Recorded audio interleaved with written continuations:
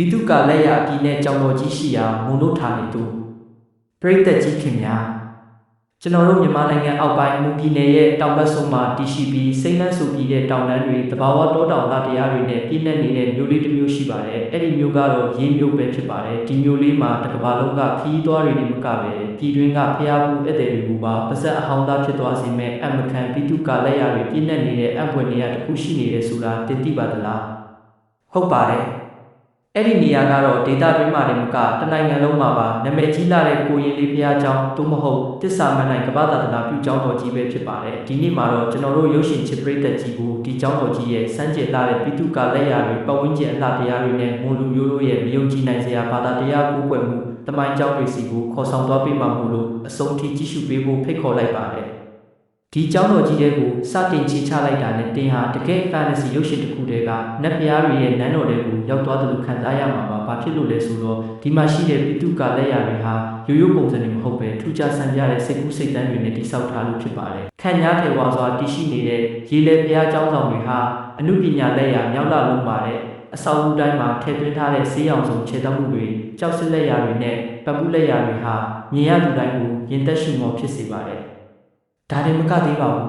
။ကျောင်းဝင်းတွင်းမှာရှိတဲ့ကြီးမားလာတဲ့ရုပ်ပွားတော်ကြီးတွေကမ္ဘာအံဖွယ်စေတီပထိုးငယ်လေးတွေရဲ့ပုံစံတွေကိုလည်းစနစ်တကျနဲ့ထူးထူးခြားခြားတည်ဆောက်ထားတာတွေ့ရမှာပါ။အဆောက်အဦတွေရဲ့ဒီဇိုင်းဟာခေတ်သစ်ပိတုကပညာနဲ့ရှေးဟောင်းဘာသာရေးဥပညာကိုပေါင်းစပ်ထားတယ်လို့ဘယ်တော့မှနေပဲကြီးကြီးတက်ပုံရိုက်ချင်စရာပတ်တန်းတင်ချင်စရာတွေကြီးပါပဲ။ဒီလိုထူးခြားဆန်းပြတဲ့လက်ရာတွေကိုဖန်တီးခဲ့တာကတော့ကျောင်းတီထောင်သူကိုရင်လေးအရှင်ဝေပိုလာရဲ့အမခန်စိတ်ကူးစိတ်တမ်းတွေပဲဖြစ်ပါတယ်။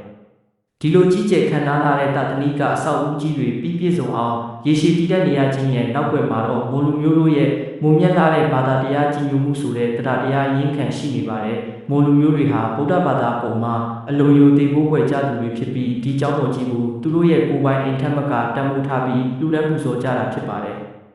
ကျောင်းဝင်းထဲမှာလှည့်လည်ကြည့်ရှုရင်းနဲ့တင်သတိထားမိမှာကတော့ဒေတာခံမွန်လူမျိုးတွေရဲ့အေဂျင့်ပြီးပေါ်ရလာတဲ့အပြုံးတွေပါပဲသူတို့ဟာကျောင်းတော်ကြီးကိုတန်ရှင်းတရက်အောင်စူပြီးနေအောင်အမြဲတမ်းစူပေါင်းလုပ်အားဌာနတွေနဲ့ဝိုင်းဝန်းထိန်းသိမ်းကြပါတယ်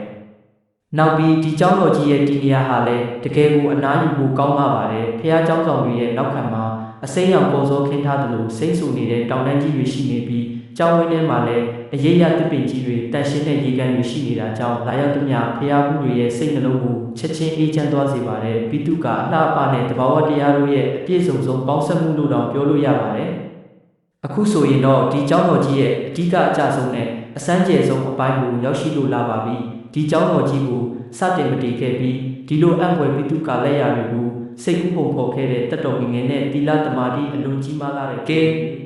ပရိသတ်ကြီးခင်များစံပြလာတဲ့ပိတုကလက်ရာတွေမွန်လူမျိုးတို့ရဲ့တရားတရားတွေနဲ့အံ့ဖွယ်ယုတ်ကလက်တော်ရှိရာမွန်ပြည်နယ်ရေးမြို့ကကိုရင်လေးဖျားကျောင်းအကြောင်းရက်ခက်ဖန်လေးကိုသဘောကျနှစ်သက်ကြလိမ့်မယ်လို့မျှော်လင့်ပါတယ်။တင်ကော